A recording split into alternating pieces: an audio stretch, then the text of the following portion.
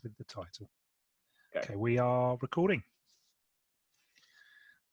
Hello, and welcome to a new broadcast/podcast from the Football in Berkshire group. You've forgotten a massive part. It's both of us. It is both of us, yeah. So this is East Meets West, a football podcast where we'll be talking about mainly the Hellenic League Premier Division and discussing all things Hellenic. My name's Rob Davis.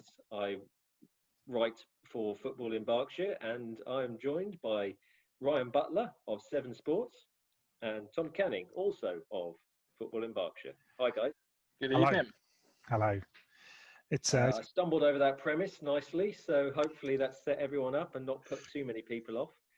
It takes a little bit of time to get used to, doesn't it?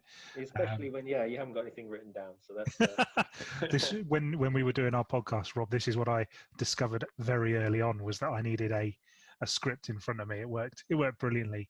Hopefully for the next one, I'm slick and sharp, and you'll notice a discernible difference. So anyway, I guess we'll kick off by having a little bit of a chat about how the Hellenic League finished last season. Generally, from week to week, we're going to have a couple of features and a bit of chat between the group of us, and hopefully a few guests in the future. But I guess we should start where the season finished last year, which was highly unsatisfactorily. Pretty much spot on there, mate. If you even look at Westfield's at the top of the league, cruising, unbeaten. It was just a matter of time before they were going to win the league and get promoted. And they were one of many sides throughout the country that almost had that snatched away from them to some extent, didn't they? Indeed, they did. Yeah, now the dust has settled a little bit. Obviously, no one's happy with how it's finished. But what do you guys think about the general policy of not having any promotion and relegation between the step 3 to 6? I mean, something had to be done. Do you think that was the best course of action? I think they were on a hide into nothing to some extent, because you were never going to be able to find a conclusion that was going to please everybody. Yeah. It's just so unfortunate that the likes of Westfield, Jersey Bulls in another league as well, who were so nailed on to get promotion and nailed on to win their respective divisions, that you've kind of denied them that. But at the same time, in leagues where 4 or 5 teams could get promoted, how do you then decide which one is the one that gets promoted? So they had to make a blanket decision. And as I said, they were never going to please anybody. I am, as with most things, sort of on the fence generally. I thought it's a shame the teams that at the top couldn't get promoted on points per game, but at the same time, I don't entirely think it's fair that teams get relegated because of points per game.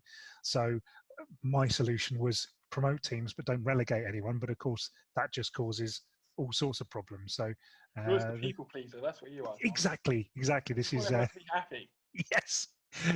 If there's a way that we can promote everyone and relegate no one, that's great. But no, I think the major issue I had was the wiping of league tables, which a couple of divisions did, and near us, Rob, it was the Thames Valley Premier League, zeroed everything, and I just thought that was a shame, because those games, it's not like a bad save on Football Manager or anything like that where stuff gets wiped because the computers crashed or something. The games were still played. It's just we're going to sort of have to do it all again. We had that out this way up in Gloucestershire as well. Northern Senior League, they decided to expunge everything, but then some of the leagues below that, they settled on points per game, and the season's statistics sort of going to stand the rest test of time. But at Southern League level, a couple of our teams out in Gloucestershire, they've actually turned around and said, regardless, the league turned around and said season expunged and what have you.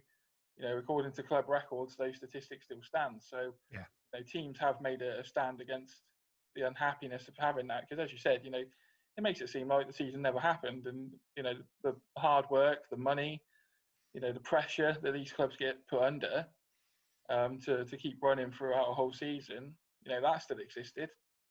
So to turn around and do that was a bit naughty, really. Yeah. Ryan, I just wanted to pull you up on the Westfields point because it was obviously there was a you were talking about Westfields and sort of running Yeah. away with it. I just wanted to point out, because I know I'll have people on the phone if I don't. Binfield had 4 games in hand. Okay. One of those games was against Westfield, admittedly at Westfields. So But at the time the season was suspended, I don't think personally Westfields would have been caught. no, That's my opinion, of course. maybe, but I have to say the way Binfield were playing, It's our first bit of East versus West controversy. I'm here to stir it up. I'm here to stir it up. That's all it is. It's going to happen a lot. This.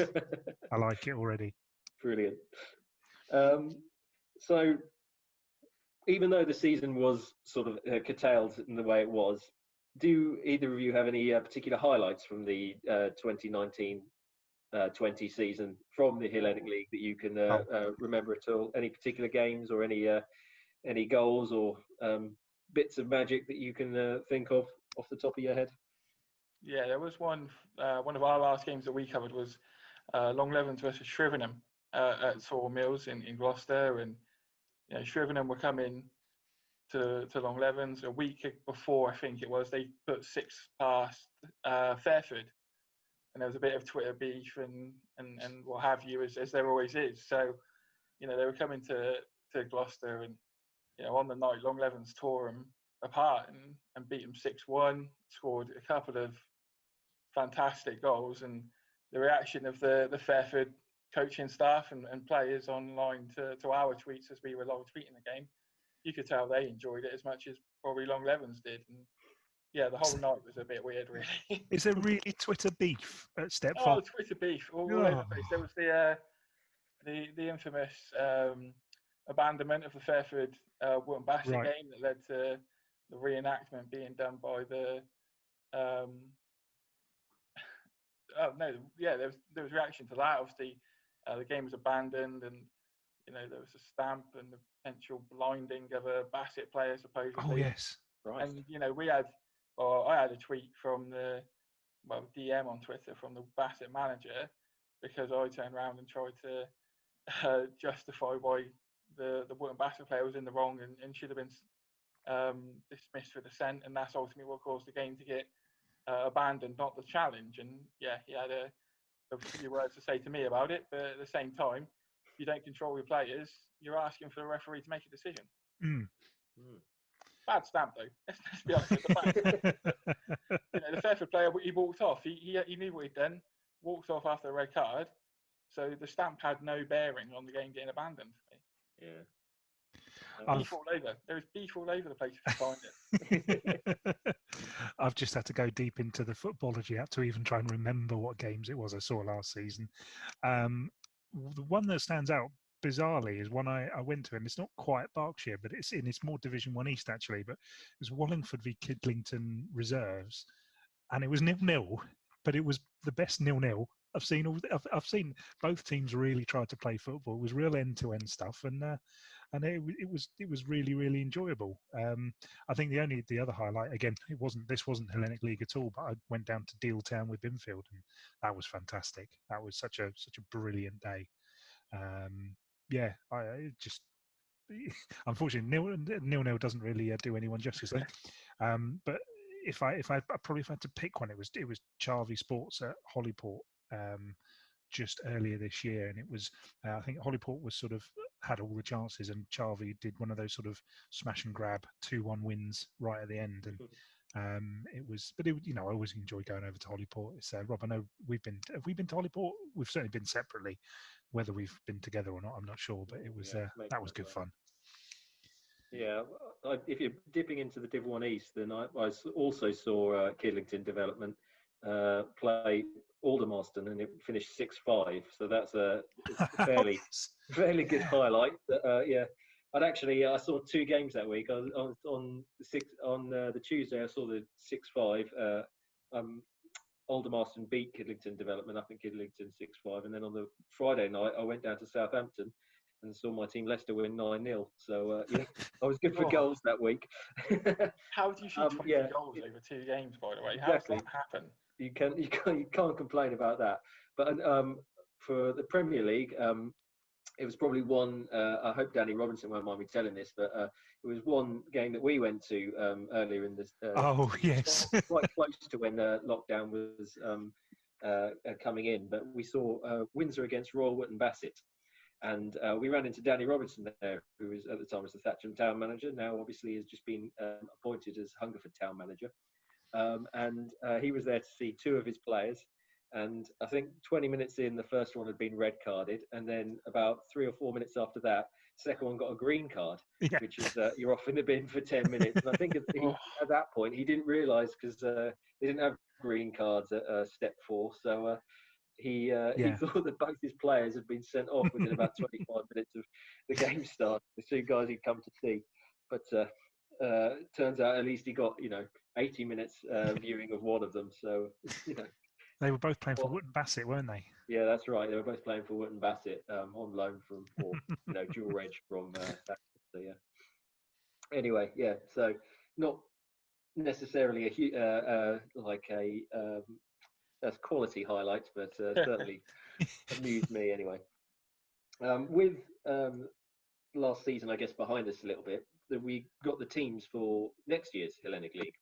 I think in the last 7 days or so. Same teams with one exception. Brackley Town Saints obviously leaving the league. How do you guys think the 18-team league is going to have much bearing? Is it going to have any effect at all? Do you think the league should look to generally run with 20 teams? What do you think about next year? For me, the quality seems to be the same. I think the sides are going to improve from what they had last year. I am shocked in some areas that the Hellenic League haven't added to the 18. I thought potentially they're going to look to try and run it as a 20 league team, but you then look at the Div 1 West in particular. We saw there that New College Swindon have pulled out of that. So do you then sacrifice 2 places in Div 1 West to be able to then fill the Premier? Does that weaken the level that you get in Div 1 West, for example? So initially I did think potentially it should have gone for 20 teams, but having a chance to properly digest it and look at it, I can understand why they've gone with 18, I think. I feel like I'd be very surprised if there's not a stoppage at some point during the season, somewhere along the line, and so probably running with 18 is sensible.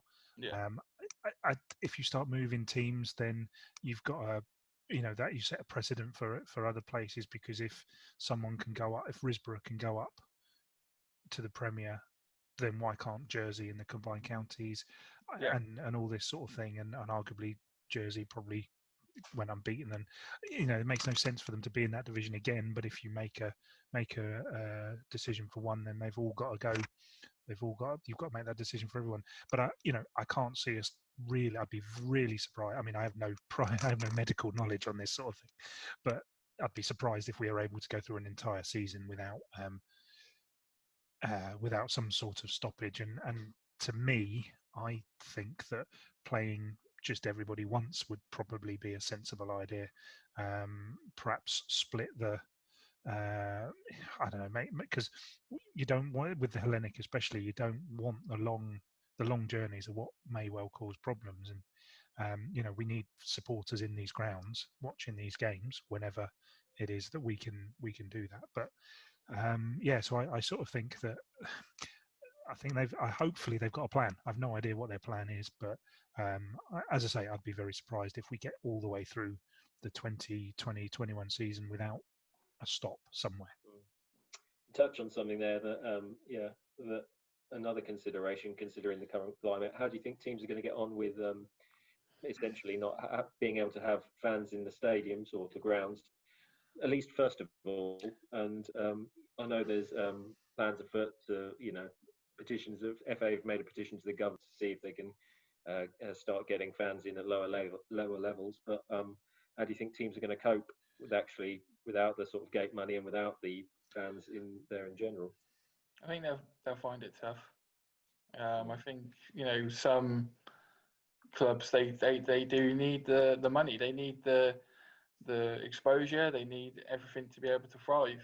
Even not just in Gloucestershire, from the sides that that we cover, but sides that we visited away. You know, you can see that, you know, at the moment it's not thriving in terms of you're not getting hundreds and thousands of people through the door, even though some of the football is better than you see at the levels above. But, you know, at the same time, the money that they can make on a match day, and particularly you look at the local rival games, you look at how many sides have that derby game, you know, it does generate income that does make a difference. And without that, you know, sides will struggle, and ultimately you'll then see, you know, which clubs have not almost planned for it is probably the wrong way to say it, but, you know, the clubs that have that contingency plan in place and that bit of that backing that will be able to sort of see it all out. But yeah, I think overall the consensus will be it'll be tough.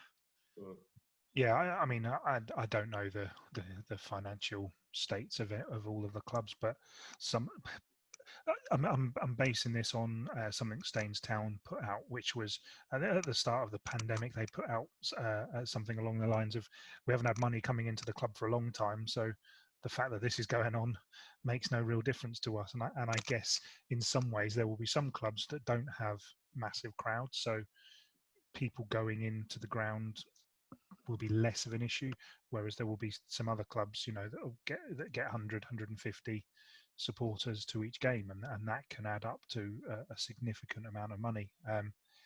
It's just wait and see, really. To end on a positive note on this section, I guess, what grounds are you looking forward to revisiting if and when we get back to football? Where's the first place you'd like to visit? Ideally within the Hellenic League, because that's our remit.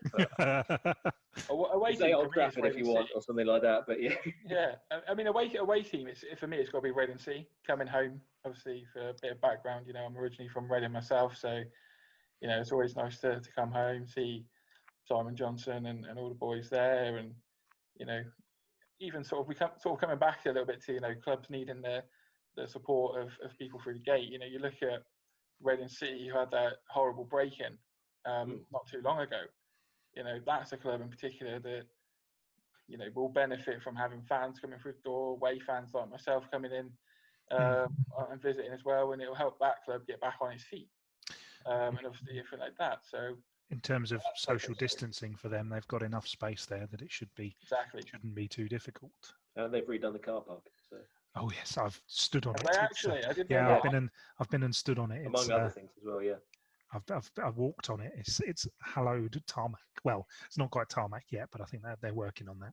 Like carpet, is it? Oh yes, you roll a ball on it. It doesn't. You roll a ball along it and it doesn't move. It's great. How about you then, Tom? Anywhere you're looking forward to going? My wife is due a baby at the end of September. So, to be perfectly honest, literally any ground that I could get to, either before or after, would be an absolute bonus. But if I had to choose, I always go Windsor Stag Meadow, because it's just it's a proper non-league ground, and it's what you sort of would expect at times. I mean, I like walking down to Reading City, and I, to be totally honest, I really don't know any of the Gloucestershire grounds whatsoever. So but the chances of me going to any of those this season, I think, are limited, and I can't see my wife's face because she's round the corner. So I can only imagine what is going on. Horrified. Sign off for a work trip now that we're on. I've just got to go conveniently to work in Gloucestershire. No, it's East meets West business trip. Yeah.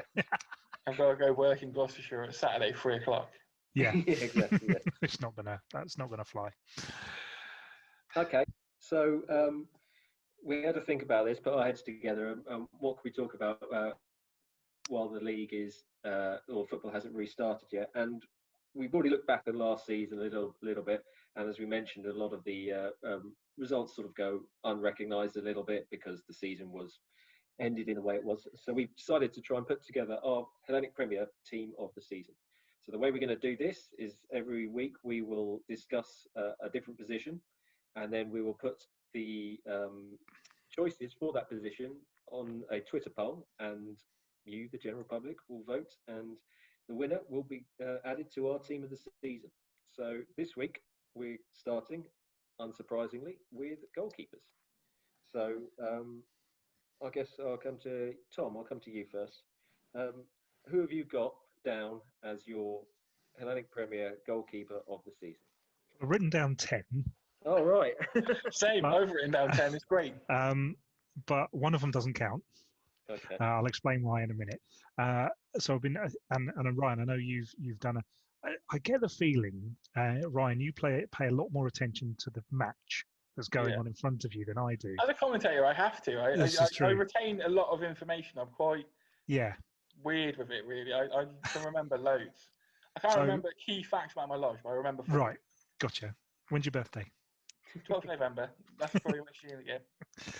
So I am going to go with I'm going to go. I've got one from Reading City, which is Charlie York. Played 27 games, and I think was a massive reason why they improved this last season. I don't know who the chap was in goal the previous season, but Charlie just was an upgrade, and certainly was very strong. As I say, played 27 games, and I think was a massive reason behind their improvement this time around. It's a tough one. I only saw him once, but Matt Jones at Virginia Water. He impressed me when I saw him.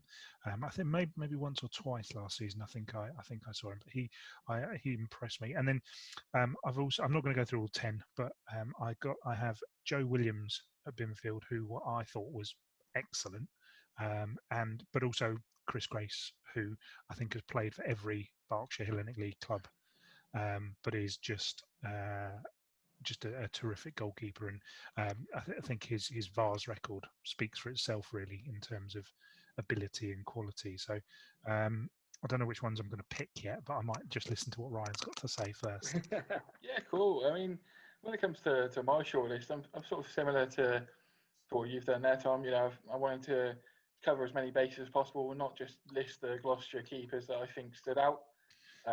Unlike me, who just listed Berkshire goalkeepers. Yeah, but for me, it was Gloucestershire keepers. We had a couple of clubs in Long Levens and Fairford in particular, where they sort of were proud in the fact that they had two goalkeepers that could easily be number one. In Long Levens, they had Ash Wintle and Kane Winman, who shared the responsibility. Fairford had Harrison Ellis as their number one, and Ben Mitchell, who had been their number one the 2 previous seasons in the Hellenic Premier. He is very capable in between the sticks, and he was an ample replacement when called upon. You then look at someone like Brimscombe and Thrupp, who had Ash Gale, played 26 times. Lydney had Rich Thomas as well, who he's been at the club for years, so he knows it like the back of his hand.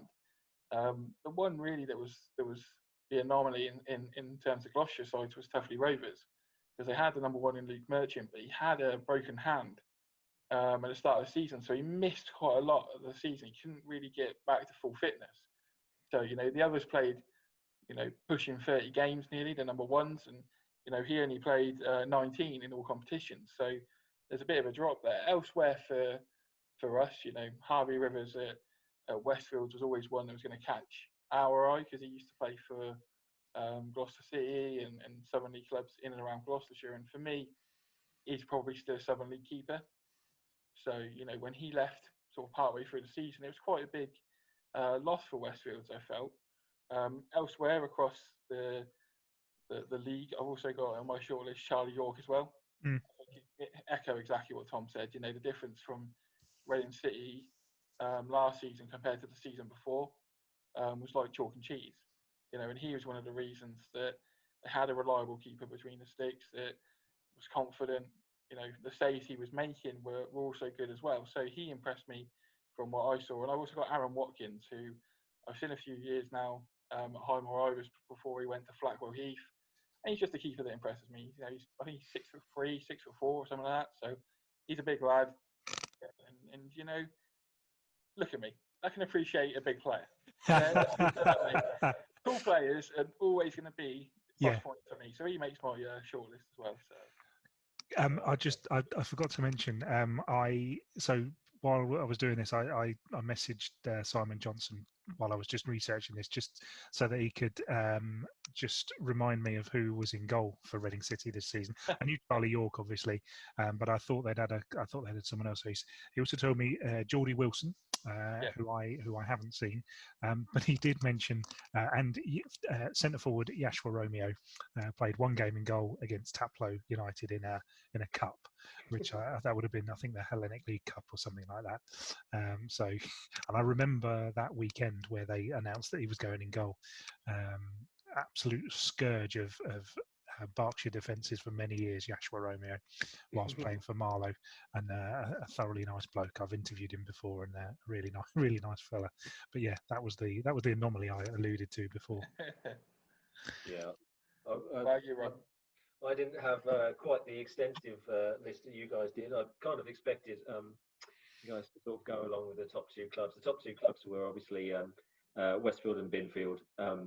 They, between them, conceded significantly fewer goals than anyone else. So I thought, target them. But as you mentioned with Westfield, for example, that they had a number of keepers sharing the duties, and Harvey Rivers went halfway through the season. So I was actually the one I've done the most research on is actually Charlie York. Because he was sort of in the next bracket in terms of teams who conceded, was sort of in the next bracket in terms of goals conceded. Reading City were right up there, and Charlie York, 27 games, like you said, and for his first season at Reading City, he was going to be my pick. I kind of assumed you were going to go for Binfield and Westfield keepers. So, still might. But, yeah, so I went for Do we Charlie. even need a poll this week? Do we even need a poll? Yeah. So Charlie York, but I mean, to make it interesting, do either of you, I'll put Charlie York to be diplomatic. And then do either of you want to add one more to the Twitter poll so we can actually put one out? Well, I think if we say that Charlie's your pick, Rob, and then if me and Tom just pick one of our lists, I think. For me, I'm going to throw Harrison Ellis out there from Fairford. Fairford are a side who were looking for that killer instinct up front and throughout their side to become a side that can be potentially title challengers, and that's what Jody Bevan wanted from his side. And fundamentally, you need a good keeper, and they've got one there. And he had a good season last year, so I'll put Harrison Ellis in there.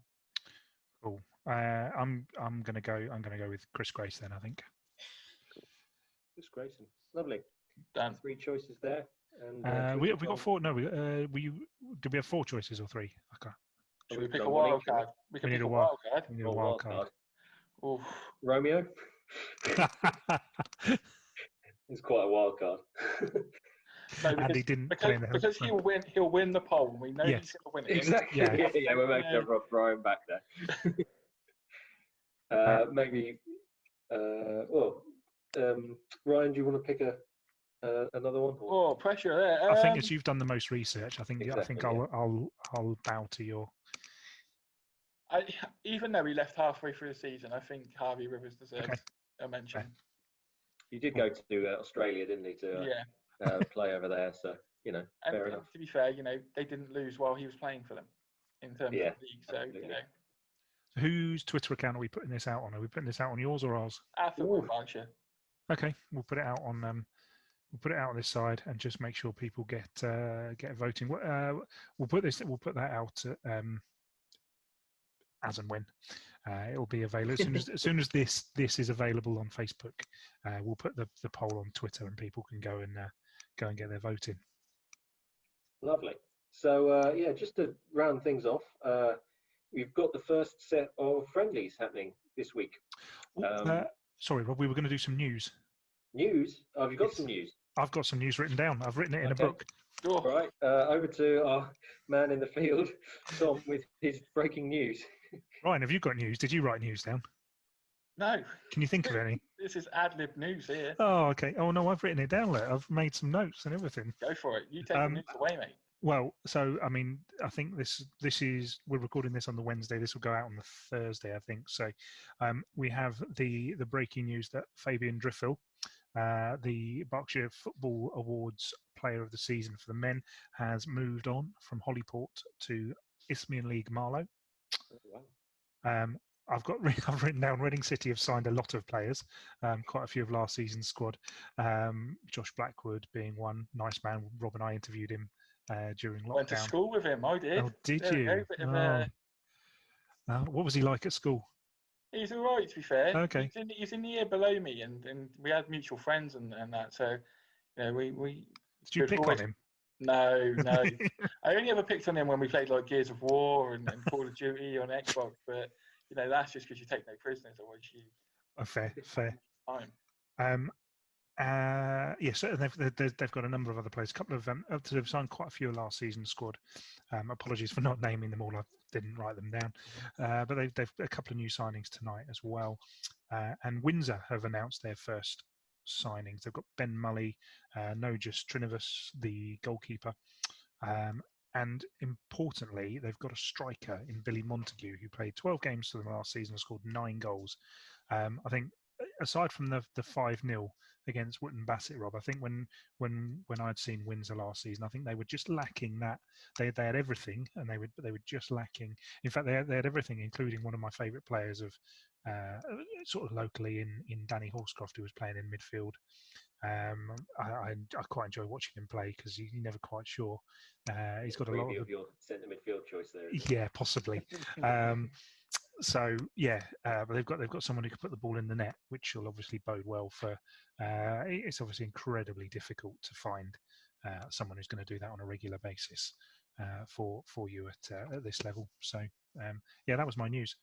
Right, I can throw some news out there from Gloucestershire. Yeah, go on. Basically, it's been all changed for Bishop's Cleeve. They've suddenly become the side to really watch next season. At the start of the lockdown easing, it was confirmed that Captain Adam Mace was going to leave to go to Evesham in the Southern League, and then they lost top goal scorer Jack Watts to Stourport, and there was question marks about Bishop's Cleeve and sort of the direction they were going to go in, and then Cinderford Town, their manager moved to Yate, and suddenly Stephen Cleal, Bishop's Cleeve manager, he's gone to Cinderford and he's taken a couple of players, Luke Payne and Tristan Haswell, with him, expecting more to go as well. And Paul Collicutt, he's taken over. He's former Evesham United manager. We just lost you right there. Sound's gone. Can you hear me now? I've still got him. Or maybe it's me. You start me mid-flow. Yeah, you ask him to riff, and then off he, yeah. Perhaps keep riffing while Tom sorts himself out.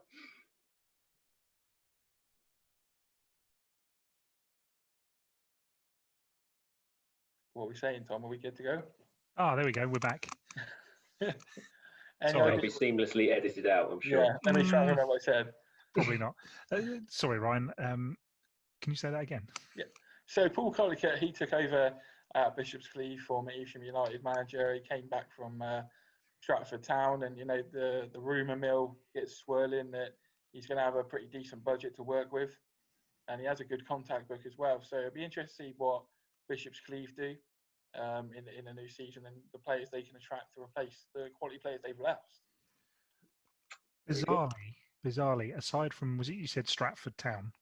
Yeah. All those teams you've mentioned there, I have been to those grounds. There we go then. There you are.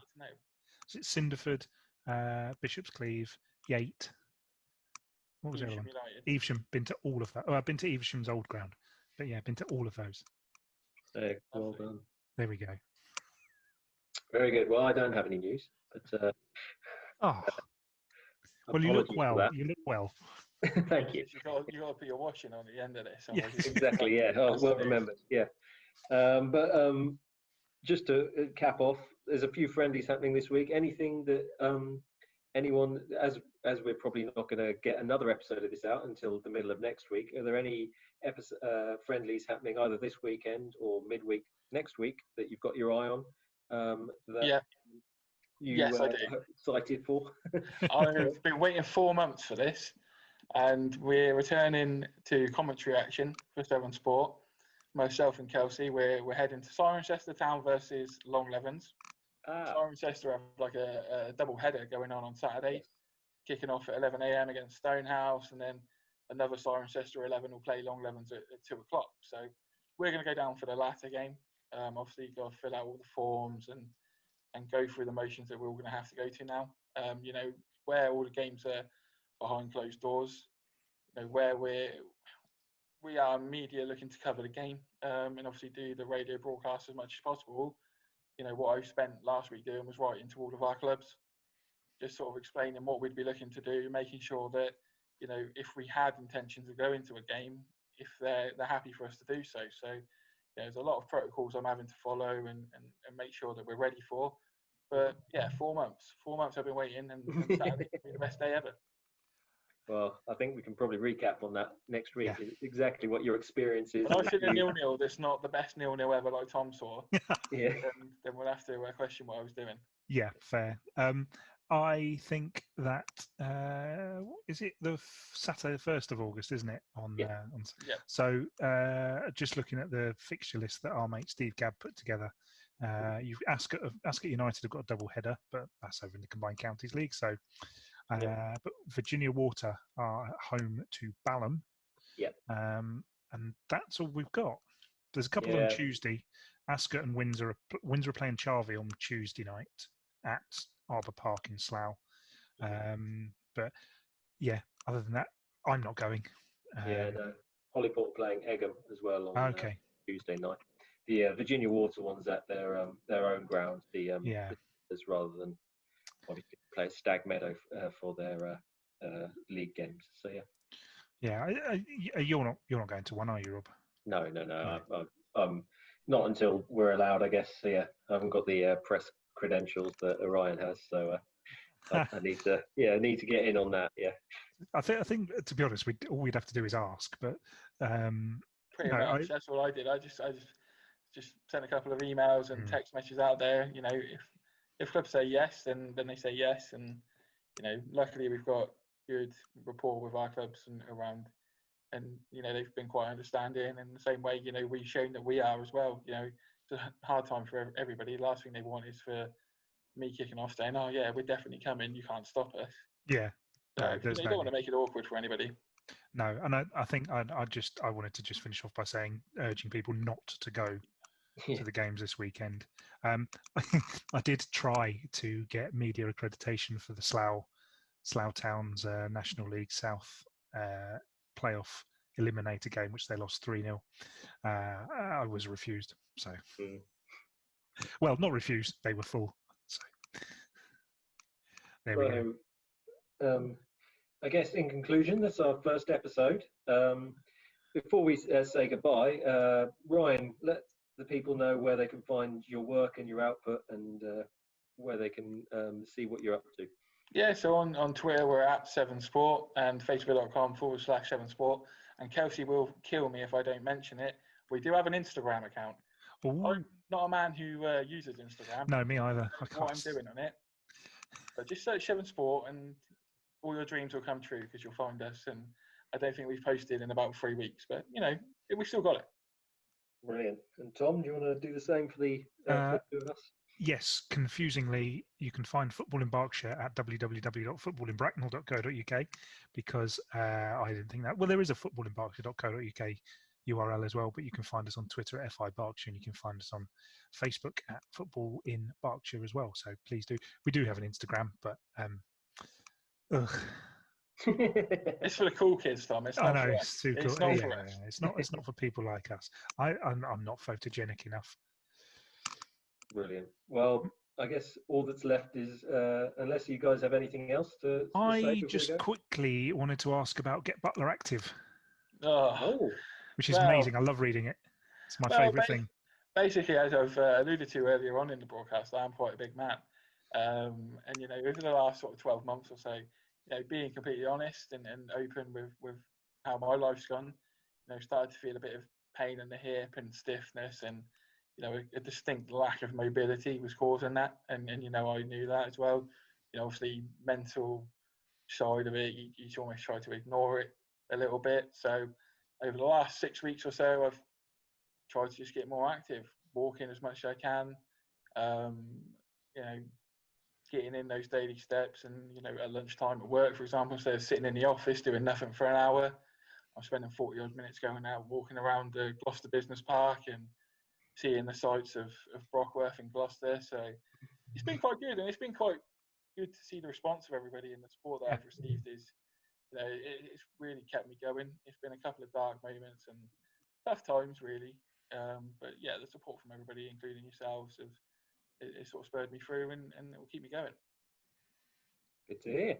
Well, yeah, good luck with that. And like Tom says, we have to keep updated on it. And Yeah. do you have a blog or? Yeah, every week do a post, just letting everybody know how many steps I've done, what I've achieved over the course of the week, where I am mentally as well as physically, really. And you know, this week it was all about focusing on the return of football and how excited I am for that. And Absolutely. yeah, what I would say as my sort of final shot for the show is just, if anyone's got any questions or any thoughts on the Hellenic League, you know, how the season ended, what you're looking forward to in the next season, let us know at 7sport on Twitter or at Football and Berkshire on Twitter as well. And obviously vote on the poll, even reply on the poll, and let us know that the 3 keepers that we've picked or 4 keepers that we picked aren't good enough, and that your keeper's better than ours. I have no doubt we are wrong. So yeah, and hopefully the next one of up. these, will be live on Facebook. Wow, yeah. So I better had write an introduction for that one. Yes. Okay. Well, it's been very nice to talk to you all. So we will sign off there. So it's goodbye from Tom. Bye. Goodbye from Ryan. Goodbye. And it's goodbye from me. Goodbye, everyone. With the title.